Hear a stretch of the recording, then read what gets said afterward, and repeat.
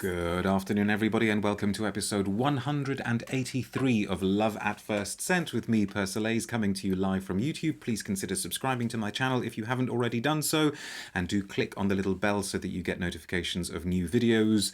We have got something very, very special in store because I have tried this one and I wanted to share it with you straight away.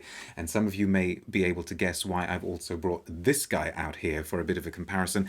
This is the latest addition to Bulgari's Le Gemme range, and it's called Azaran, or Atharan, maybe we're supposed to say, which is the word for saffron.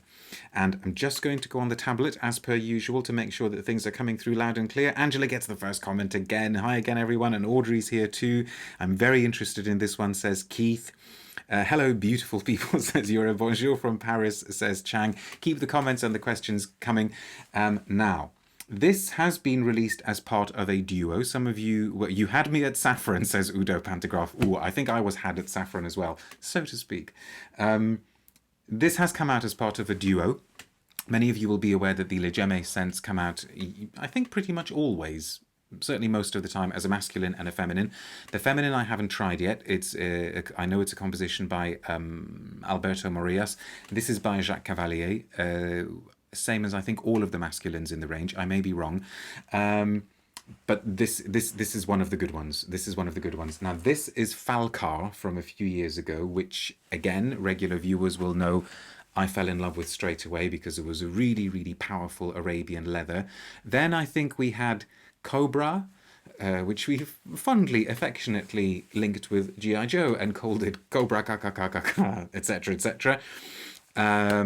And I think Bulgari are on fine leathery form here again with Azaran, and I've just got to spray it straight away. I have got a little bit of a press release as well. What are some of your favourites from this range? Do let me know. I've worn this a few times already because I couldn't not. Even though there's something granddaddish about the colour of the bottle, I think, in this. So I mean, I don't mean that in a bad way. I'm a granddad. So yeah, I suppose it suits me fine. But this is good stuff. This is good stuff for people who really enjoy their sort of leather kick. And I wore this the other day, and Madame Persolaise did one of her infamous swoons, and I knew she would. I knew she would, because this is sort of got her name written all over it in terms of the sense that she likes to smell on me. You're a granddad. Where's your cardigan and slippers? Says Audrey. Who's to say I'm not wearing slippers right now? It could be a completely different outfit from the waist down. But never mind. Enough about my granddadness. This is...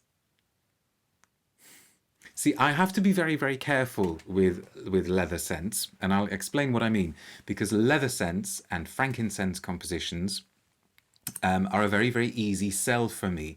I think it's Victoria Frolova of the Bois de Jasmin, who also has a series of really good videos on YouTube. You should check out her YouTube channel. I think she said this in relation to tuberose. Mr. P, we know you're a Crocs and socks type on these lives. I do not own a pair of those, typical Crocs style. I have a pair of Crocs flip-flops, but not leather granddaddy. Oh, God, here we go. I was asking for that, wasn't I? Please just let me stick to this, okay? Victoria Frolova was saying that she adores tuberose so much that actually there are very few tuberose compositions out there that she doesn't like. And this is what I mean, what I'm referring to when I say I have to be careful with leather and frankincense scents, because I do just, almost on principle, love them so much that I need to kind of switch on the little objectivity gear and say, okay, but does this further the genre of leather scents in any way? Does it add something new? My mother is at a wedding as we speak in her Crocs, says Eric. Well, I hope she's having a no more than 15 people fun time.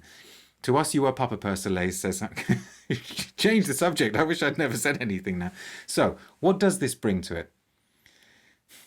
I'm not sure. I'm not sure that it adds anything terribly new to the likes of those sort of Tuscan leather type, really, really dry leathery scents.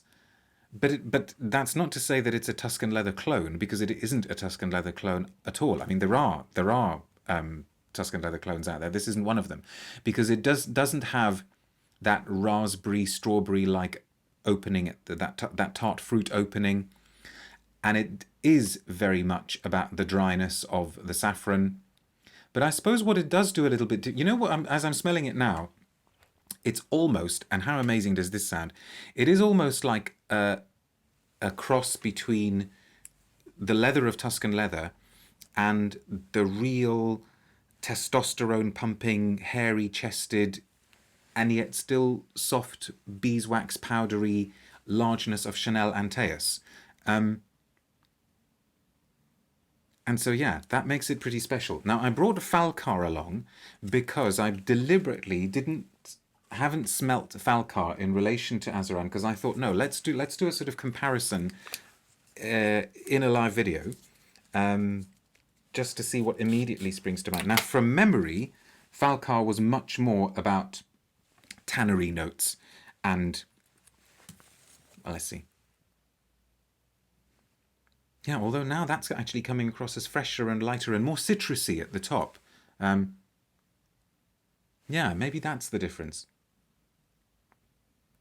Falkar definitely has a fresher opening. But the fact that that's the main thing I'm detecting from Falkar as I'm smelling them side by side would suggest that actually their leather accords are quite similar. And what comes out on this blotter, on the Azaran blotter, is that spiciness of that dry, steamed spiciness of the saffron. I wasn't expecting that, so maybe that's the difference. Maybe the Azaran is denser, darker, whereas the Falkar is actually more outdoorsy. This feels like it's got more sunshine in it, whereas the Azaran is darker. I better label them, because it'll be interesting to see how they go. They continue. There will definitely be a blotter update on these ones. And for those of you who don't know what I'm talking about, I'm aware that this series is called Love at First Scent, and that what I do in these videos is talk about first impressions of perfumes, but we must never, ever, ever make a final conclusion about a perfume based on an initial spray, not just one spray, but several sprays. We need to give time for a perfume to develop, and so that's why a few hours after the broadcast is over, I go back into the video description below and I update the video description with a blotter update, just to give some sense of how the scent has developed. And then over on persolaise.com on the blog, I tend to write a few more thoughts as well when I post about the video. It is good as far as leathers go. It is good. Right, let's just take a brief look at the press material. You can keep talking about Papa Persolaise. I'm ignoring you. Taking its high perfume collection on a fascinating new journey, Bulgari unveils Le Gemme Collector's Edition Duo, a feat of extraordinary craftsmanship. So the ladies one, the female one, is called Astria, Le Gemme Astria. The two giants of perfumery collaborated to achieve the new matchless level of artistry in Le Gemme Collector's Edition Duo. Let's just get straight onto the men's one, shall we? Okay, saffron. Billed as the most expensive spice in the world, saffron is also known as red gold. The spice is sourced from beautiful fields of purple crocus flowers. In a time-intensive process, 100,000 hand-picked flowers yield about 5 kilos of stigmas, which render only 1 kilo of the precious spice. Yeah, but I'm sure they haven't actually used saffron in the perfume. Is Bulgari LVMH, says Tushara? Yes, it is. Why do you ask? Certainly Bulgari perfumes, I think, are. That's why they've got Cavallier. I'm pretty sure Bulgari are LVMH. Somebody check it out and tell. I always thought they were. Maybe they're not. Maybe I've got that completely wrong. Somebody can find out. Somebody can find out and let us know. I think I'm getting confused with the fact that I've been thinking about Acqua di Parma for reasons which will be will become obvious in a few weeks' time. Popular today, saffron has been prized for more than 3,500 years for everything from flavouring to fragrance. In fact, the spice was one of the earliest perfume ingredients and was even worn as a single note scent. A gem of nature, okay, because each one of these is supposed to, from the Le Gemme, is supposed to be based on a gem, so they're kind of bending the rules here a little bit. And talking about this as being a gem of nature, the sophisticated spice is the starting point for Le Gemme Astrea and Le Gemme Azaran. Oh, I didn't realise it's a starting point for the female one as well. So let's look at Azaran, inspired by the blazing colour of red aventurine. Le Gemme Azaran is named for a word meaning like fire, and the fragrance unleashes the potent energy of earth in a magnificent woody eau de parfum. Capturing the fresh vitality of nature, the fragrance opens with a burst of sunny bergamot. Jacques Cavallier grounds bergamot's brightness with saffron. Placed at the heart of the eau de parfum, saffron extract smoulders with warmth, the sultry scent of spice and leather swirling fireside. Slowly the blaze subsides, releasing the alluring aroma of red cedar wood in its wake. And that is it. Nice and prosaic. Thank you for not beating about the bush, Bulgari. So as it says, top note bergamot, middle note saffron, and dry down red cedar wood, which is definitely coming through. And I think that, yeah, the Falkar is much more floral than I imagined it would be, but smelling it in separating the components out by smelling the two blotters helps the florals to come out.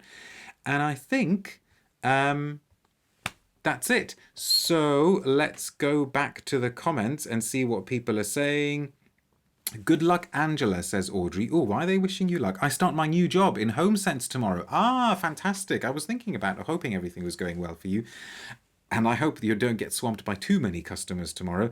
The bottles are very 80s, says Yura. Well, yeah, they're very kind of high-profile American soap opera, aren't they? They're a bit Dallas or maybe Dynasty. They're actually probably more Dynasty. Give me a shout-out from USA, says Celestino. You've got a shout-out. Thanks for the saffron lesson, Bulgari, says Ashfaq. Oh, well, just because you know all about saffron, Ashfaq. Udo Pantograph says, yes, it is LVMH. And Yura, how thick and sweet is the saffron? It can be cloying. No, this isn't cloying at all. This because the leather cuts through it, everything. And no, I wouldn't call this sweet or cloying at all. How are the woody ambers, if any, in it? Well, there probably are some, but this is not a woody ambery monster in any shape or form. So I think you can rest easy on that one. And I guess we're done. Stay tuned for the blotter update, and we will be back. What am I doing next? Oh yes, Armani Privé. Next up, Armani Privé. See you soon.